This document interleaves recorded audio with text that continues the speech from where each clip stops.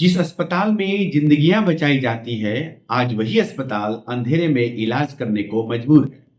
गोपालगंज का मॉडल सदर अस्पताल खुद वेंटिलेटर पर है। गोपालगंज के मॉडल सदर अस्पताल में करोड़ों की लागत से बना आलीशान भवन, महंगी मशीनें, आधुनिक वार्ड, लेकिन बिजली वो अब भी नसीब नहीं। अंधेरे में डूबा बहुमंजिला भवन, मोबाइल की टर्च और उसी रोशनी में इलाज करता स्टाफ। जैसे बिजली गुल होती है, अस्पताल में छा जाता है अंधेरा। डॉक्टर मोबाइल की टॉर्च में पर्ची लिखते हैं, नर्स उसी रोशनी में इंजेक्शन लगाती है और मरीज बेबस परेशान इधर उधर भटकते नजर आते हैं। इमरजेंसी वार्ड हो, महिला वार्ड हो या बच्चों का वार्ड, बिजली जाते ही सब ठप। न जनरेटर की समुचित व्यवस्था, ना कोई वैकल्पिक इंतजाम। मरीजों के परिजन बताते हैं, कई घंटों तक अंधेरे में इलाज चलता रहा। बार बार बिजली आई और गई, लेकिन परेशानी जस की तस बनी रही। बिहार के मुख्य सचिव के गृह जिले में स्थित है, फिर भी यहाँ की हकीकत सिस्टम पर बड़ा सवाल खड़ा करती है। जो अस्पताल दूसरों का इलाज करता है, आज उसे इलाज की जरूरत है। अब सवाल ये है कि क्या गोपालगंज का मॉडल अस्पताल वेंटिलेटर से बाहर आएगा या अंधेरे में ही चलता रहेगा इलाज। आप देख रहे थे पब्लिक टाइम्स और मैं हूं सुमंत कुमार। नमस्कार। हम यहाँ आए हुए हैं जी। मैं गोपालगंज जिला के सदर अस्पताल जो मॉडल हॉस्पिटल के नाम से जाना जा रहा है, अभी पूरे अखबार न्यूज टीवी वगैरह सब में उसमें मैं आया हूँ। और जब से हमारे आए हुए हो गया करीब 2 से ढाई घंटा। 2-2.5 घंटा में 3 से 4 बार ये लाइट कर चुका है, जिस लाइट के अभाव में अभी तक हमारे जो मरीज हैं, हमारे चचा हैं, उनका अभी तक इलाज नहीं हो पाया है। जिसके चलते हमारा जो इलाज हो जाना चाहिए 15 से 20 मिनट में, वो इलाज अभी 3 से 4 घंटा तक नहीं हो पाया है।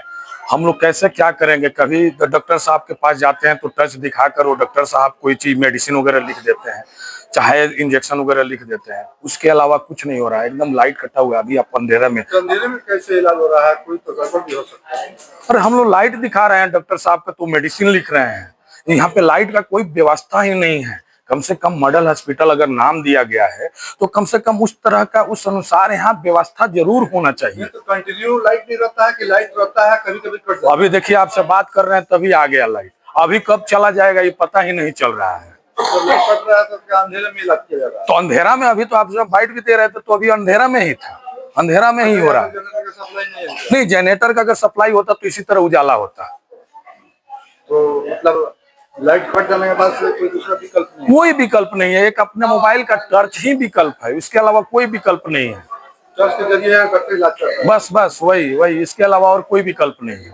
अगर इस तरह की समस्या है तो अस्पताल प्रशासन, स्वास्थ्य विभाग से क्या करना चाहिए? जी, अस्पताल प्रशासन और जिला प्रशासन दोनों से हम मांग करते हैं कि ये विधिवत व्यवस्था हो, क्योंकि मरीज का जो भी मरीज है वहाँ यहाँ आए तो कम से कम ये व्यवस्था हो पाए कि कम से कम वो विधिवत रूप से इलाज कराकर ससमय अपने घर पे चला जाए।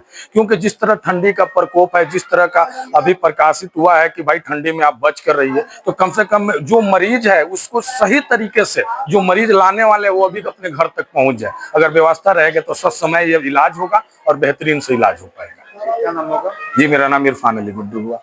पेशेंट के परिजन है? जी, हम परिजन हैं पेशेंट के। लाइट पर दिखाइएगा।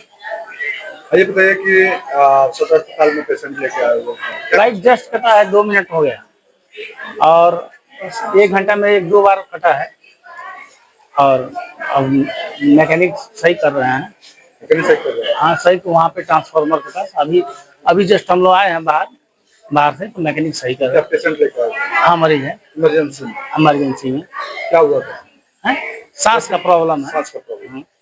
तो क्या अंधेरे में इलाज हो रहा है? नहीं, अभी लाइट अब यहाँ पे जनरेटर व्यवस्था नहीं है। अभी फिलहाल में किससे लाइट जला करके मोबाइल का लाइट। तो क्या मतलब यहाँ पे कोई अधिकारी नहीं है जो इस तरह का समस्या है? समस्या का सब कुछ है। अभी लाइट वो देंगे, अब क्या प्रॉब्लम है लाइट का तो ये तो हम नहीं बता सकते हैं। लेकिन अब लाइट कटा था, फिर आया, फिर गया। मरीज के परिजन है आप? हाँ। क्या नाम होगा? गाँव के हैं। क्या नाम होगा? किसका? बसंत सिंह।